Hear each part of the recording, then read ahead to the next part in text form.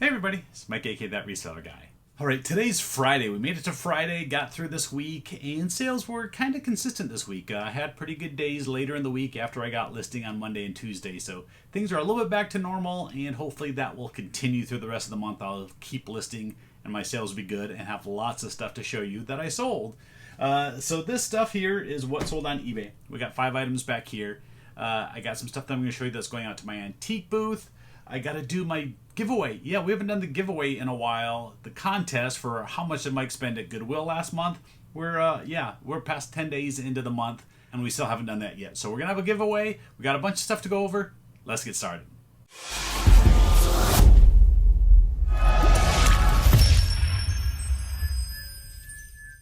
This is my monthly contest. I like to do this, how much did Mike spend at Goodwill last month. Now, last month I did not spend nearly as much as I have in the past because I was out of town for those 7 days, and the week after that I really didn't do a whole lot of thrifting either. So look, this stack is probably, this is probably half or less than the normal amount of items that I spend, or that I do at Goodwill. So put your guesses down below. How much did I spend at Goodwill last month? And the closest, doesn't matter if you go over or under, the closest to it is going to win a prize. Normally I've been doing a couple packs of cards, a game, something like that.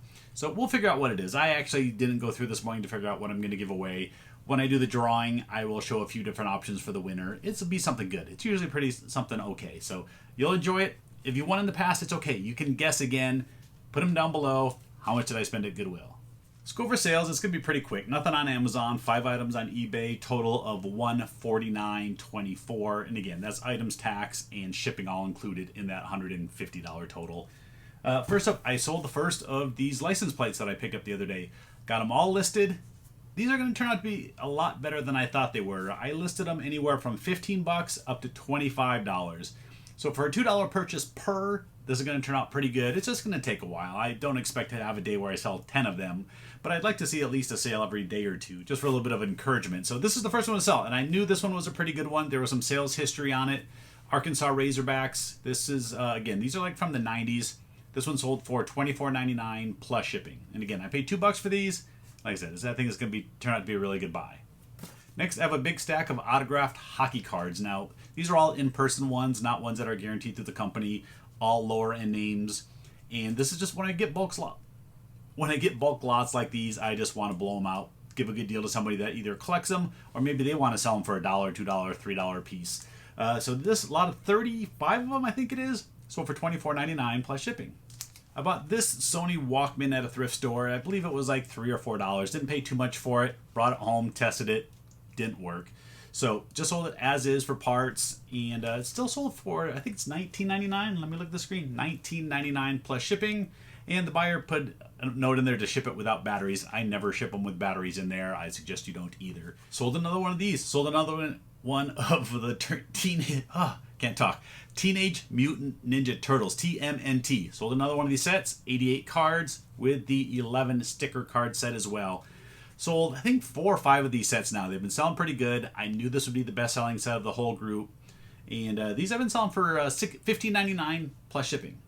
And the last item I have in this box, although I'm probably not going to ship it in this one, I still have it partially assembled is why. It's a Harry Potter Lego set, but this one was a partial set. It wasn't complete.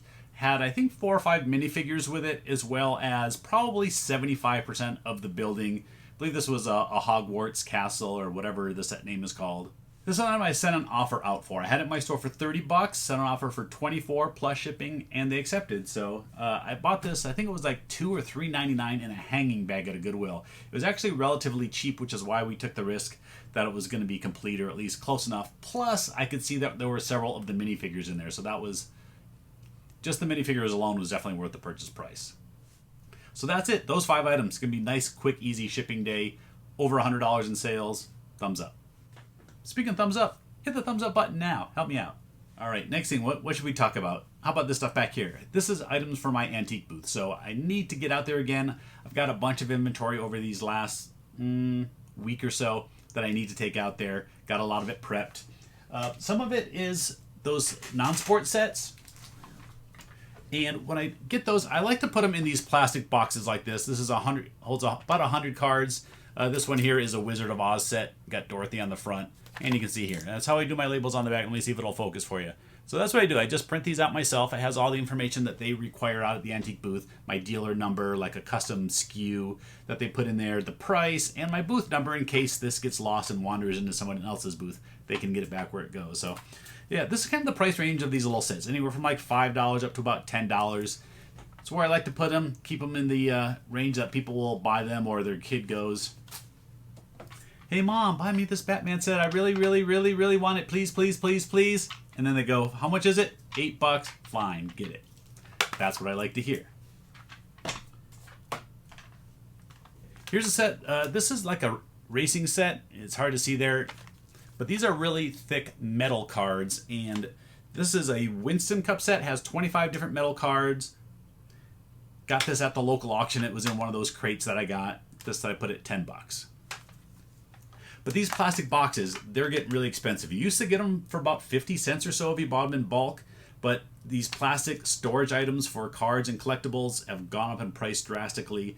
And this type of box right now is probably $2.50 or $3 if you want to buy this box. Luckily, I had a used one.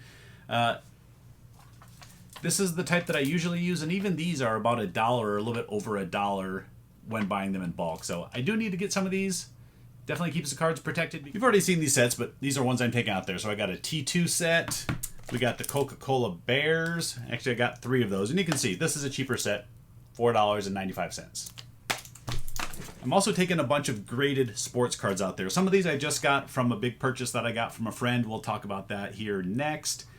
And actually, were all of them from that? Yeah, I think all these might have been from him. So these I'm pricing pretty cheap. To get a card graded is going to cost you, at least $10 a piece from one of the knockoff companies that's no good, like this FGA grading. So this is a Barry Sanders card. They did grade it as a 10, but every card that they grade is probably a 10.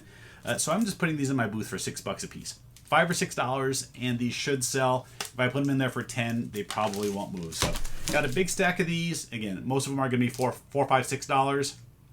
Then I got a few stacks of these. I think I showed you the other day. I picked up a bunch of New Kids on the Block cards, and they're just individual packs. They're not in the boxes. So I shrink wrapped 24 packs together. Do it like this, and then I also opened one pack so I could put a card on the back so they could see what they look like. And then these 24 packs go for, what did I mark them? $7.95. Got a few of those going out to the booth. I do have a bunch of stuff over on the shelf over here that I haven't priced yet. I'm going to take a bunch of these out there. I showed you these the other day. I bought that huge crate of those. These I'm going to put in my booth for probably $5.95. That should sell at that price. I think I showed you these the other day too. But all these different pop figures. I got to get these priced and get them out there. Got a couple different small baseball card sets that are going out there. Some golf cards. Picked up a few of these figures. The boxes are pretty rough. I think I paid like $2 a piece for these. So I'm going to price these cheap and just put them at $5 in my booth. Hopefully someone will buy them because packaging's not too hot on them. Alright, now the title of this video is I spent $2,000 in inventory over the last week, and that's exactly the truth. I've spent a lot of money on inventory. Some of it I haven't actually paid out yet. B-Rap, I haven't paid you. It'll come soon. We got to get that straightened out. But the other money I have, I bought a lot of sports cards and collectibles. That's what's been available to me, so that's definitely what I'm going to get involved in because I've been going out to thrift stores and, aside for the few occasional finds like these license plates that's turning out to be really good, I haven't been finding a whole lot out there. Inventory that's available, if it's sports cards, I'm going to buy it if I know I can make some money on it. So the first purchase I made was over $1,000 and it had a lot of sports cards. Now, this isn't a normal $1,000 purchase for me. Normally, if I spend $1,000, I'm going to want to get like 2 to 3 times my money at least back. This one, I might make 50% of my money back. Yeah, B-Rap, I'm telling you, I'm not making a lot of money off this deal. But I wanted to go ahead and pull the trigger on it because it will give me a lot of inventory for all my different avenues that I move cards, whether it be on eBay, my antique booth, and all that. So here's some of it that I have all sorted out. These are all like jerseys and autographed cards. There's a bunch of insert cards and that type of stuff. So this was a big lot. This isn't everything. There was more to it, but just want to let you know that I spent over $1,000 just in one deal. The next deal will be, it's a controversial topic. We'll say that. It is a sports card set. Not a sports card set. It is a card set of New York politics is what it's called. And the name of the set is Rotten to the Core. And what's unique about this is this set was put out in 1989, and it's got Donald Trump in it. Yeah, this is actually considered his rookie card. The first card ever made of him, again, back in 1989. This set has sold upwards of like $300. I'll throw some comps on the screen. Regardless of your political affiliation, this card has been selling. So I had a chance to buy some, and I'm going to sell them. Now, I put my set out at $200. I don't think it'll sell that high. I don't have the original box that these came in, but if I can get anywhere from $80 to $150, anywhere in that range, I got some profit to be made. And let's hope I sell these because I bought 5 of them. Part of this $2,000 that I bought was at the sports auction last Sunday. I've already gone over a few of those things. I'll just show one more thing that I picked up there. Is this brand new sealed set of Super Bowl DVDs. You got Super Bowl 1 through Super Bowl XL. And again, these are all factory wrapped. And looking on eBay right now, $60, $70, somewhere in that range is what this sells for. And I believe I got this for 10 bucks.